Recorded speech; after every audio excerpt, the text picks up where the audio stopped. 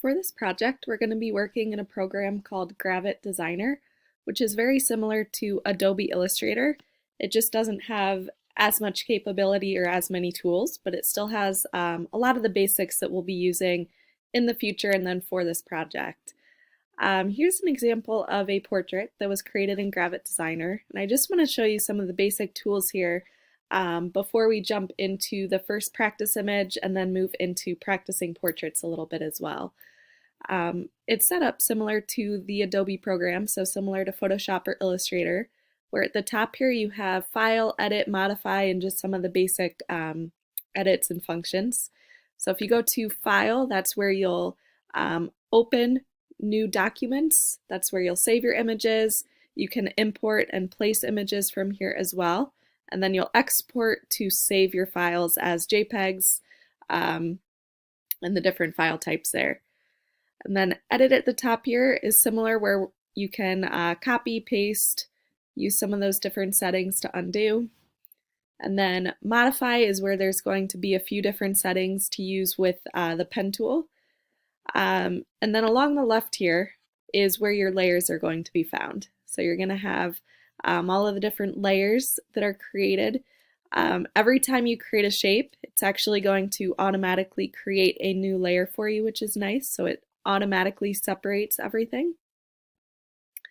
And then at the top is where some of the tools are found. So this is what would be along the left side in Illustrator or Photoshop. We're going to be mainly working with the pen tool, which is in Gravit Designer called the path tool. But there's also a little drop down arrow from there, and we're going to be using freehand as well sometimes. There's a text tool spot where you can place images. And then on the right side of the screen is where you're going to use the fill, border, opacity, and some of the more specific edits for each of the tools that you select. When you click on the link to open Gravit Designer, this is what's going to open up for you. When this comes up, you're going to hit Get Started. And I'm already logged in, but for you there should be a screen where you can create an account.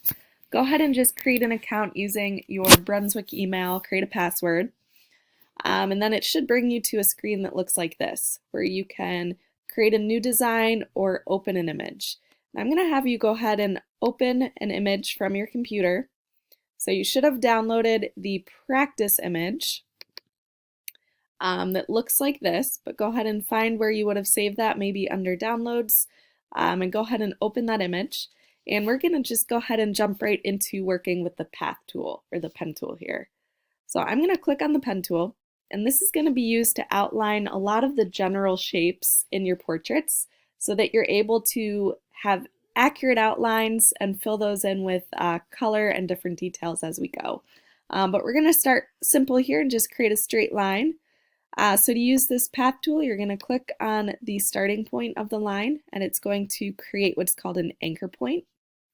And then extending off of that anchor point is a little guideline here. So that guideline is telling me where the line will go as soon as I add another anchor point.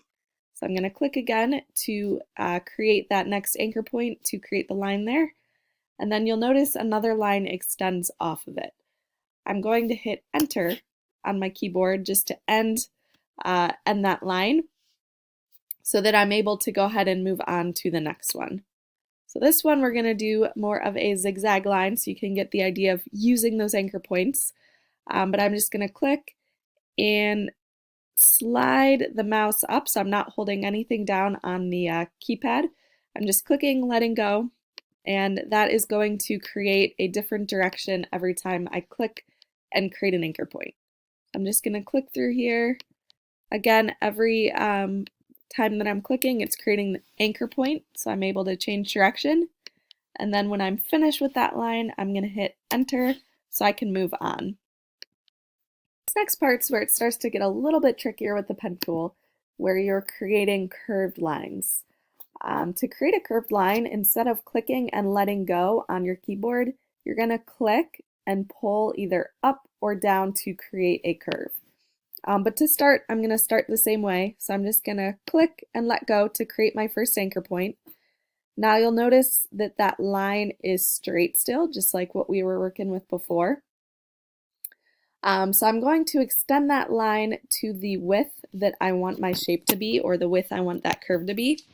And then I'm going to click again, and instead of letting go, I'm pulling down, and that's creating the curve and a handle. So you'll notice this extended line off of my anchor point, which is called a handle.